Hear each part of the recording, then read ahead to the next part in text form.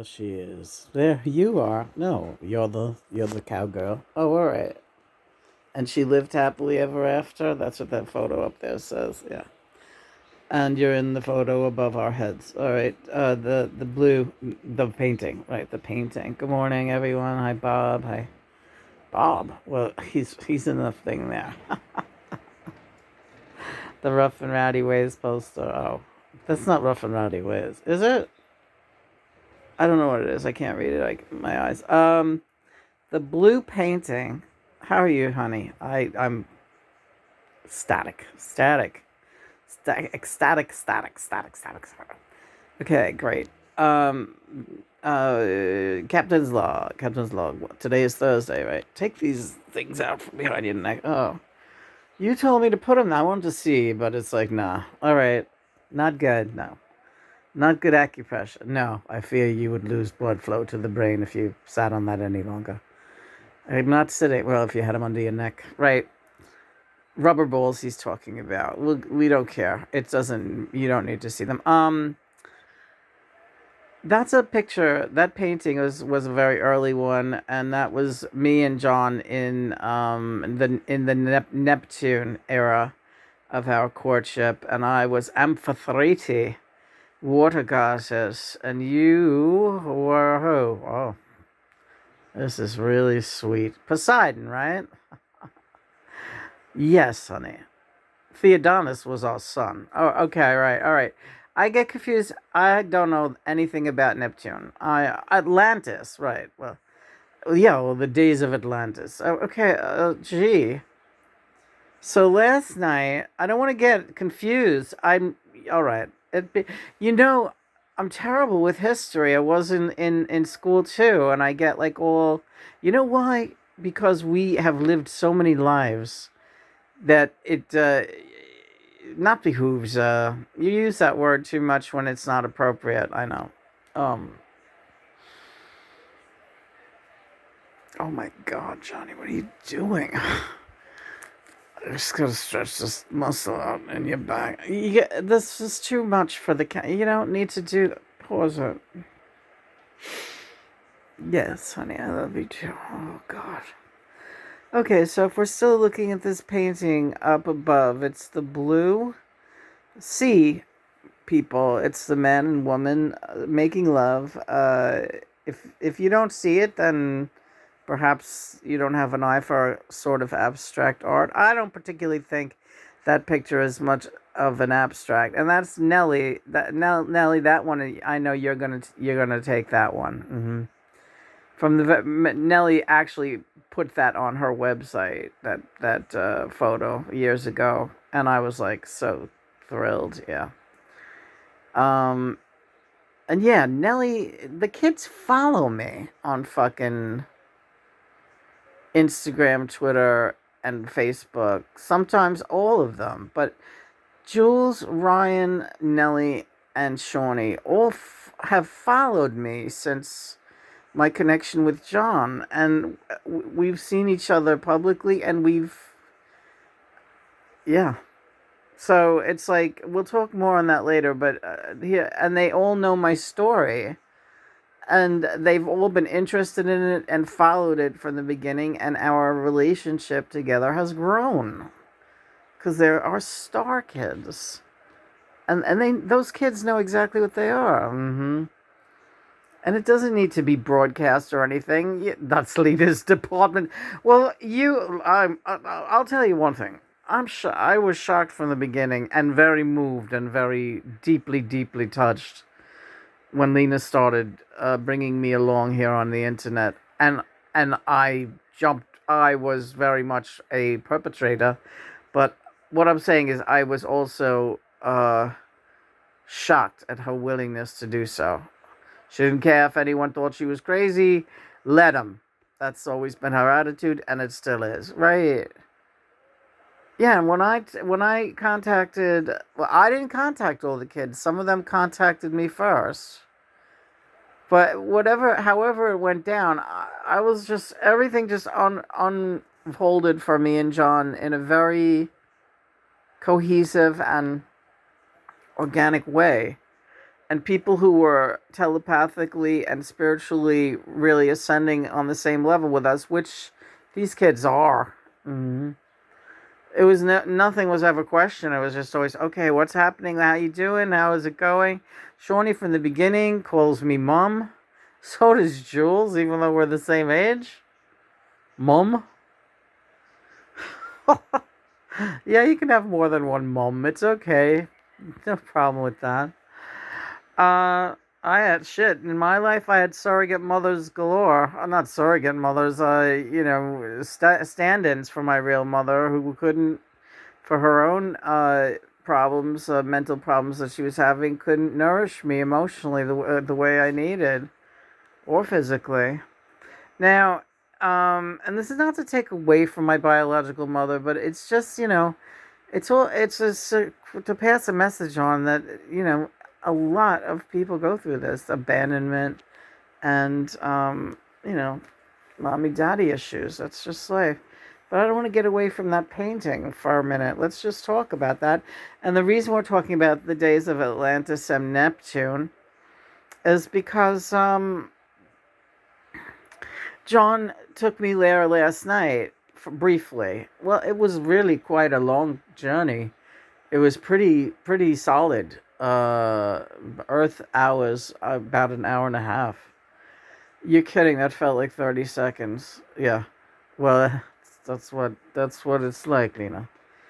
Yeah. So let's get your cute face there in the corner. Oh, look at Johnny by the ukulele. Isn't he sweet? Can we get both of the painting and you up there? Yeah, there you go. So,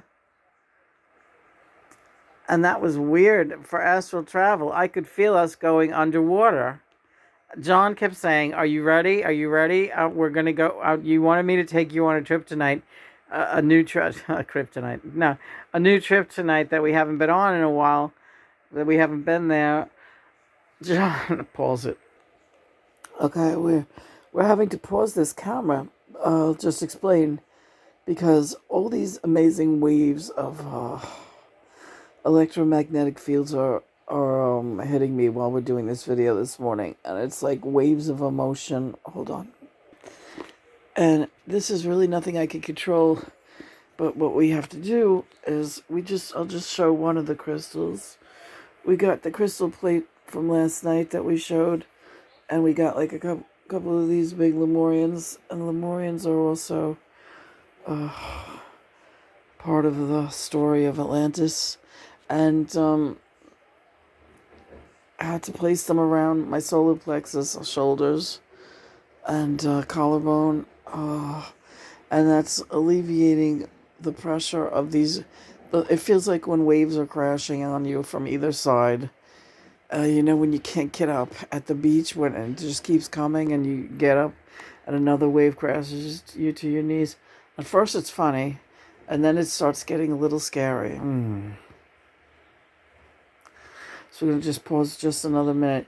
And just to give you some idea of how this is affecting me physically and physiologically, between the pauses is approximately 3 minutes. So this just is a real close-up shot on my solar plexus right now. And just showing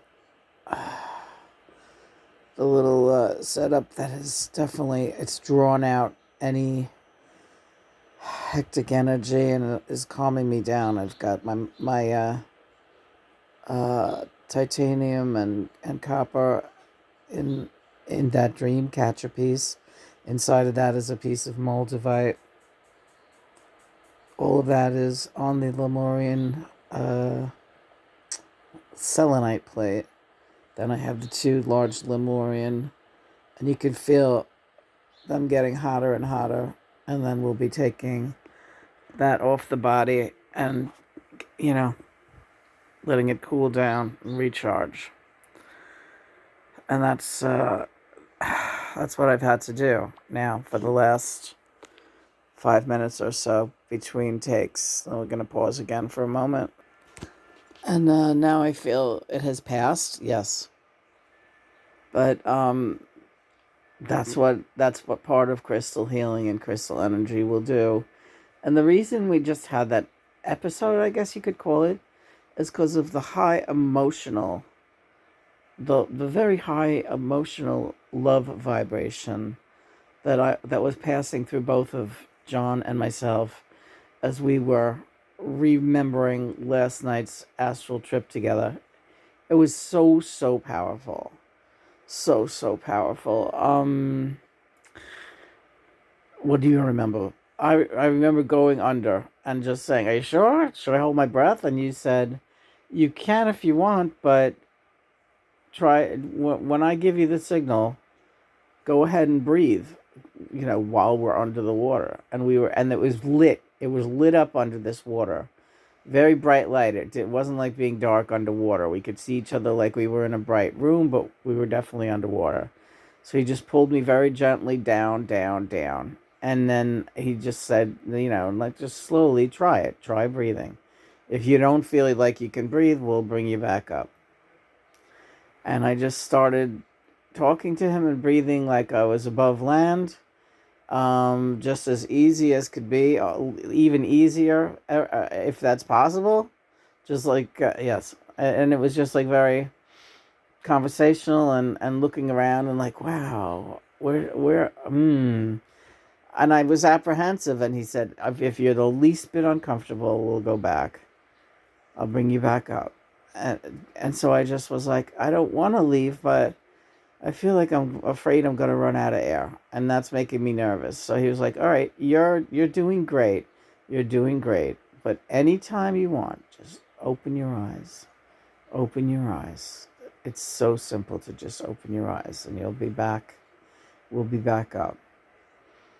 And I didn't want to, but it was compelling just to see if what he was saying was true, because I just kept thinking, I don't know, there's this nervous Nelly in me. Yeah. And I was just like, what if all of a sudden I can't breathe? And I told her that's never going to happen, but it's okay. This is a heavy trip we're on right now. We're really, really far under. Um, but we're just as close to, we're safe. Safe as milk, right? So what did I do? I opened my eyes, and then I was here in the bedroom. And I was like, oh. So I said, if I close my eyes, can I be right back under again? And he said, sure, but that was enough for tonight. And I sensed that was really enough. Here we go. Another way of pausing the camera. And I guess we're talking. Okay, I'm just saying about another half a minute has passed, so it's getting the waves are getting less violent right now against me. Not violent, but I can think straight. John wants to recall the time. What that? I don't want to talk about that bitch. All right, which bitch? There's a couple, but anyone who doubted you or tried to slander you and say that you didn't have connections to my family are absolutely full of shit. Right. So that brings us. Oh, I want to talk about Julian's art exhibit. Right. I went to Julian's art exhibit in 2015 or 14. I don't remember. I get a couple of years here and there mixed up. Um, John's just was shaking his head, saying it's all relative. So literally, it's all relative. I went to Julian's art exhibit, and yeah, you know what? Maypang was there. I don't have to be buddies with a girl, but a lot of women were coming up to me asking me, are you a member of the family? Because I looked so much like John. Yeah, people were asking me, are you a member of the family? Are you a cousin or something? Or I was like, we are connected, but let's just leave it there, right? So, and I brought Julian crystals, and not only that, but like this guy dressed in black leather. John was calling him a black leather angel, and they do exist.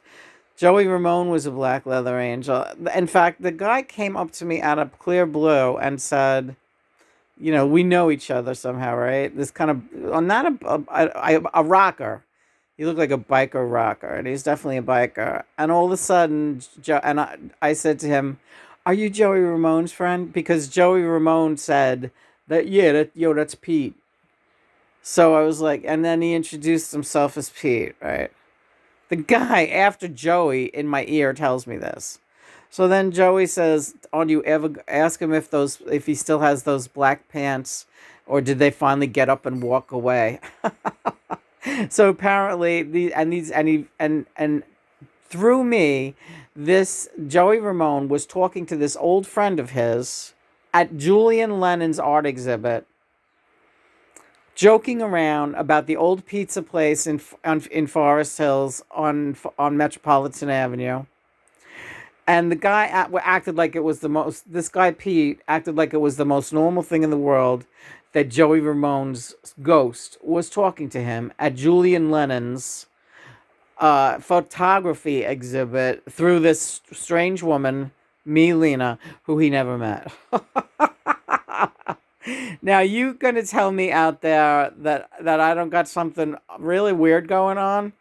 Like anyone out there like that stupid? No, it's always that stupid stalker woman, isn't it? Because no one else bothers me.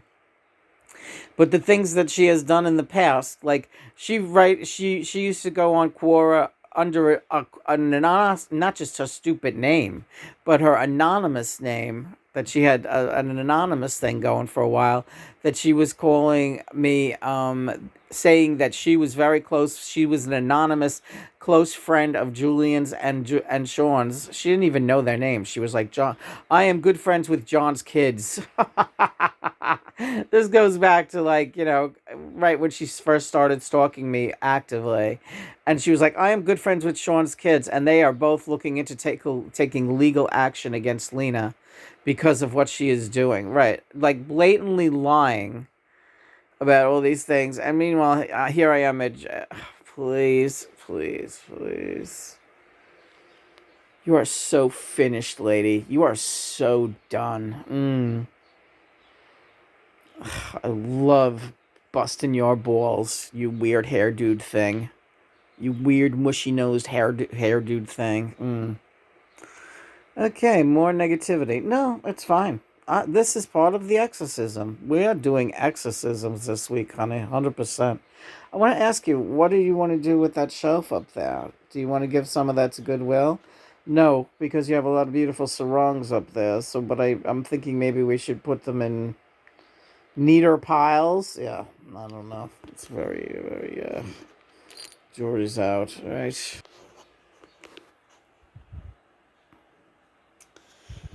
So, I always managed to. I wanted to catch that other thing. Oh, yeah,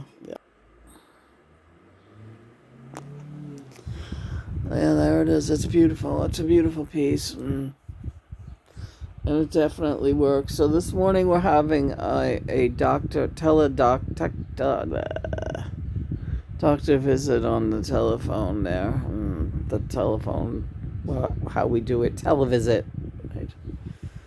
We are truly living in the Jetsons. Yeah. Who would have ever thought any of this the kind of thing possible?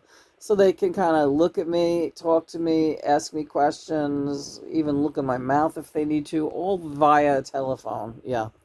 And then they'll order up blood work for me this morning. Good morning, Bob. Good morning, Tom. Good morning, Lou. Good morning, Nico. Good morning, Andy. Good morning, Joey and the Ramones. Elton, hi. Michael, Amy, Freddie, Queen, Brian May, hi, baby. Hello, Leonard Skinner, Ronnie Van Zant and company. Good morning, brothers Allman. Yeah, you ain't gotta feel guilty about coming down on somebody who's been really bugging the shit out of you. Yeah, that piece of crap left a bad taste in your mouth, and she's going down. There's a fucking witch. There's a witch. Don't you ever apologize for exorcising a witch from this earth, damned to walk this earth. That thing is damned to walk this earth. Alright. She can get on the railroad tracks because we the big freight train and we gonna run her right down. Thanks, guys. Thanks to Wayne. You're coming too strong. Hi. Barry Oakley. Hey, baby. Yeah, y'all forgot my name the other day. I didn't forget you. I don't know. You got your hair like crazy. Everything's going like 50,000 mile an hour down a one-way track, baby, or up a one-way track, I should say. Yeah, that's true. And it's getting close now to that their judgment day. And when that their judgment day gonna be, you ain't gonna be down there. I'll tell you right now, you gonna be up here with the home team, and you ain't gonna be passing judgment, Nina. You just gonna be spectator on the whole damn thing. Amen. Praise be God and Mother. It's another day. What do you think, John? What do you think?